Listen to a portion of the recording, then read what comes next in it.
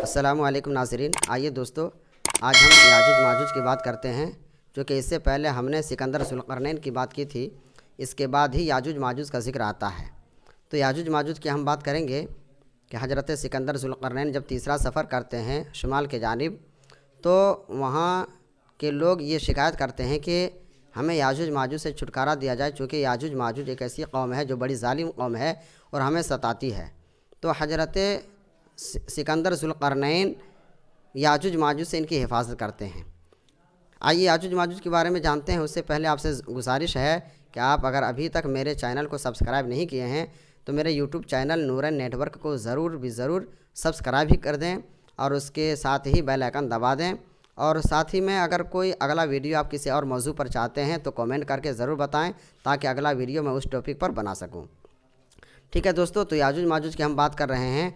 याजुज माजुज इंसान ही की तरह एक कौम है और हज़रत नूह अलैहिस्सलातु वस्सलाम के जिन 3 बेटों से जो नस्लें चली, उन 3 बेटों में एक बेटा याफिस इब्न नूह है, जिनकी औलाद याजुज माजुज कहलाती है। और याजुज माजुज इंसान ही की तरह मर्द औरत, उसमें मेल फीमेल भी होते हैं, उसके अंदर भी सारी चीज़ें इंसानों की तरह होती हैं, लेकिन उनके अंदर कुछ कैटेगरी अलग है। ये याजुज माजुज जो है बड़ी ज़ालिम कौम है। ये कह लिया जाए बिल्कुल जाहिल, बिल्कुल जंगली वो लोग हैं। याजुज माजुज जो हैं, इनके बारे में बहुत सारी बातें हैं कि इनके बारे में रिवायतों में आता है कि बहुत तादाद है इनकी। हत्ता के बयान करते हैं हज़रत अब्दुल्लाह इब्न उमर बयान फरमाते हैं कि अगर इंसानों जिन्नात पूरी कौम को अगर जमा किया जाए, इन्हें 10 हिस्से में तकसीम किया जाए, तो 9 हिस्से जो होंगे वो याजुज माजुज होंगे और इनके एक हिस्से में इंसान हैं। अब आप खुद कैलकुलेट कर सकते हो कि कितने हैं। दुनिया के अंदर 7 अरब अगर लोग हैं तो आप समझ सकते हो कि लगभग 70 मिलियन लगभग वो याजुज माजुज की कौम है। तो इनकी इतनी बड़ी तादाद है। याजुज माजुज के बारे में यह है कि इतनी ज़ालिम कौम थी कि ये लोगों को सताती थी। तो हज़रत सिकंदर ज़ुल्क़रनैन जब तीसरे सफ़र में जाते हैं शुमाल की जानिब, वहाँ की कौम के इसरार करने के बाद कहते हैं कि मुझे बचाया जाए। तो हज़रत सिकंदर ज़ुल्क़रनैन कहते हैं ठीक है, मैं तुम्हें बचाऊँगा। तो हज़रत सिकंदर ज़ुल्क़रनैन कहते हैं कि मैं उन्हें देखना चाहता हूँ। हालांकि ये लोग मना करते हैं कि आप उन्हें ना देखें, चूँकि ये जो याजुज माजुज जो कौम है बड़ी ज़ालिम कौम है, ये इंसानों को भी खा जाते हैं, लिहाजा आप उनके पास ना जाएं। लेकिन हज़रत सिकंदर ज़ुल्क़रनैन कहते हैं कि अल्लाह ताला ने हमें बड़ी जाहो जलालत अता फ़रमाई है, इंशाअल्लाह हम उनसे मुकाबला भी करने के लिए तैयार हैं। अल-मुख्तसर, हज़रत सिकंदर ज़ुल्क़रनैन जब उनके करीब जाते हैं तो क्या देखते हैं कि उनकी 3 कैटेगरी थी। याजुज माजुज की 3 कैटेगरी थी। एक जो कैटेगरी थी वो इतने लंबे थे, बयान फरमाते हैं कि वो 40 हाथ लंबे होते थे और 20 हाथ चौड़े होते थे। और दूसरी जो उनकी कैटेगरी थी, दूसरे जो लोग थे वो 40 हाथ लंबे होते थे और 40 हाथ चौड़े भी होते थे। ये दूसरे कैटेगरी के लोग थे। और तीसरे कैटेगरी के जो लोग थे उनके बारे में बयान किया जाता कि वो एक बालिश्त के हुआ करते थे। तो ये 3 कैटेगरी के लोग हुआ करते थे। लेकिन उनकी सूरत के बारे में जो बयान की जाती है वो इस तरह बयान की जाती है कि उनकी आँखें छोटी छोटी होती थी, उनके कान बड़े होते थे। हत्ता के बयान किया जाता है कि उनके कान इतने लंबे लंबे होते थे कि वो अपने एक कान को बिछाते और दूसरे कान को ओढ़कर सो जाते थे।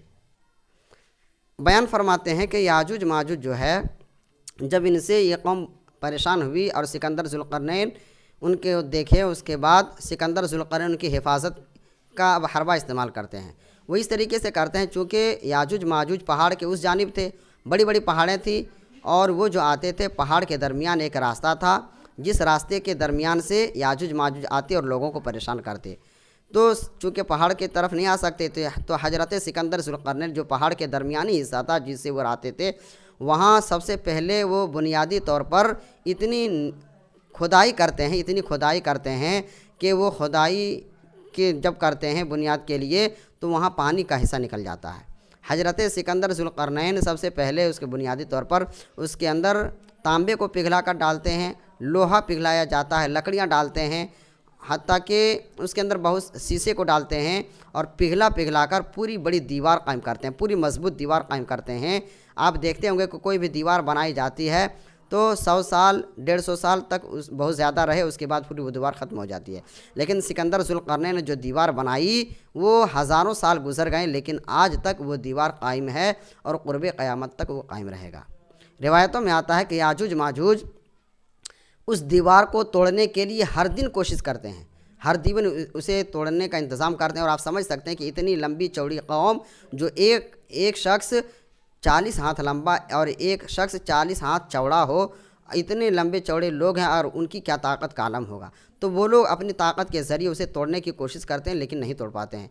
यहाँ तक बयान किया जाता है कि जब वो तोड़ने के लिए आते हैं तो हर दिन कोशिश करते हैं और अपनी ज़ुबान से चाटते हैं, और चाटते चाटते करीब होता है कि अब टूट जाए, कि शाम का वक्त होता है और फिर कोई एक शख्स कहता है कि चलो कल आकर फिर ये काम पूरा करेंगे। लेकिन जब दूसरे दिन आते हैं तो क्या देखते हैं कि वो दीवार पूरी हो जाती है जिस तरीके से थी, बल्कि यहाँ तक कि वो दीवार और ज़्यादा मजबूत हो जाए।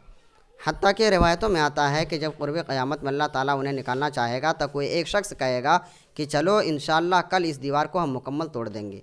तो उस इंशाअल्लाह की बरकत होगी कि दूसरे दिन जब आएंगे तो क्या देखेंगे, जितनी दीवार तोड़ कर गए थे उतनी दीवार टूटी हुई है, और फिर दूसरे दिन आसानी के साथ वो तोड़ देंगे। तो ये क़ुर्ब क़यामत में निकलेंगे।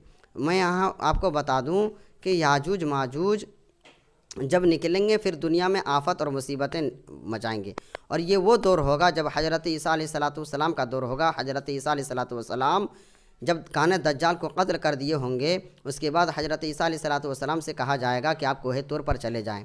हज़रत ईसा अलैहिस्सलाम जो मुसलमान होंगे उस वक्त अपने लोगों को लेकर कोहे तूर पर चले जाएंगे और इनसे वहाँ बचने की और दुआएं मांगेंगे। उस वक्त याजूज माजूज इतनी जालिम कौम होगी कि लोगों पर मुसीबतें ढाएंगी, दरिया के दरिया पानी पी जाएंगे और लोगों पर जुल्म ढाएंगे। हत्ता की रिवायतों में यहाँ तक आता है कि याजूज माजूज उस वक्त तक नहीं आएंगे जब तक कि 6 चीज़ें उठ नहीं जाएंगी, उस वक्त तक वो याजूज माजूज नहीं आएंगे। वो 6 चीज़ें क्या हैं? वो 6 चीज़ों का जिक्र है रिवायतों में कि सबसे पहला चीज़ कुरान पाक है, दूसरा सारा इल्म, जो भी चीज़ का इल्म है वो सारी इल्म उठा लिए जाएंगे। तीसरी चीज़ जो है वो मकाम इब्राहिम है, चौथी चीज़ हजर अस्वद है, और पाँचवीं जो चीज़ है वो है हजरत मूसा अलैहिस्सलाम की ताबूत, और जो छठी चीज़ है वो छठी चीज़ है 5 दरिया। 5 दरिया जो जन्नत के चश्मे से जारी हुआ है, वो 5 दरिया हैं, दरियाए नील, दरियाए फुरात, दरियाए दजला और सैहून जैहून। ये 5 दरिया हैं जो जन्नत के दरिया कहलाए जाते हैं, जन्नत के चश्मे से ये जारी हुए हैं। ये 5 दरिये भी उठा लिए जाएंगे और उसके बाद फिर याजूज माजूज का ज़ुहूर होगा। तो उसके बाद जब याजूज माजूज निकलेंगे लोगों को बहुत ज़्यादा परेशान करेंगे, मारेंगे। हत्ता के मामला ये होगा कि अपनी कौम के अलावा सारे को मार देंगे और हज़रत ईसा अलैहिस्सलाम अपने मुसलमानों के साथ कोहे तूर पर होंगे। हत्ता कि वो यहाँ तक कहेंगे कि हमने दुनिया वालों को मार दिया, अब हम आसमान वालों को मारेंगे। अब वो एक तीर आसमान की तरफ फेंकेंगे और खुदा की कुदरत होगी कि उस तीर पर खून लगा हुआ आएगा। वो कहेंगे कि देखो हमने ज़मीन वाले को भी मार दिया, आसमान वाले को भी मार दिया। तो इस तरीके से वो तबाही मचाएंगे। उसके बाद हज़रत ईसा अलैहिस्सलाम दुआ फरमाएंगे कि इस याजूज माजूज की मुसीबत से बचाया जाए। अल्लाह तबारक व तआला की तरफ से ये होगा कि एक कीड़े उनकी गुद्दी में पैदा किया जाएगा। जितने याजूज माजूज पूरी कौम होगी, हर एक की गुद्दी में अल्लाह ताला एक कीड़ा पैदा फरमाएगा, जिस कीड़े की वजह से पूरी वो याजूज माजूज कौम हलाक हो जाएगी, मर जाएगी। लेकिन उसकी तादाद इतनी ज़्यादा होगी कि जब हज़रत ईसा अलैहिस्सलाम ज़मीन पर तशरीफ़ लाएंगे तो हर तरफ से बदबू आएगी। अब उससे बचने का इंतज़ाम किया जाए, चूँकि इतने लोग हैं उन्हें दफन भी कैसे किया जाए, तो वो दुआ करेंगे कि मौला इसका कोई इंतज़ाम फरमा। अल्लाह तबारक व तआला गैबी तौर से एक परिंदा पैदा फरमाएगा, जिस परिंदे की जो गर्दन होगी वो ऊँटों की मानंद होगी। वो परिंदे उन लाशों को उठाएंगे और कहीं दूर जाकर फेंक आएंगे। अल्लाह तबारक व तआला उसकी बदबू से इन्हें बचाएगा।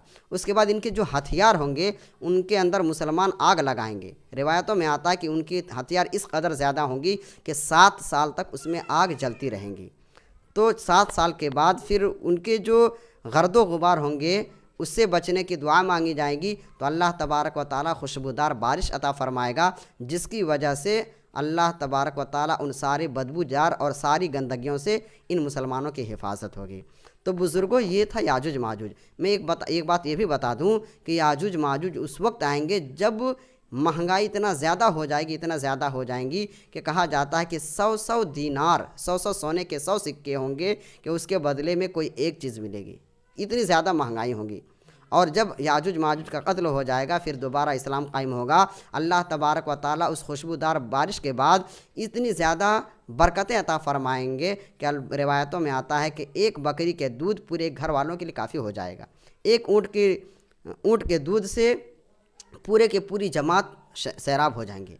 एक गाय के दूध से पूरे के पूरे एक कबीले के लोग सैराब हो जाएंगे, इतनी बरकतें आ जाएंगी। तो बुज़ुर्गों, ये था मुख्तसर सा ये जो भी हमने बात बताई याजुज माजुज का ज़िक्र।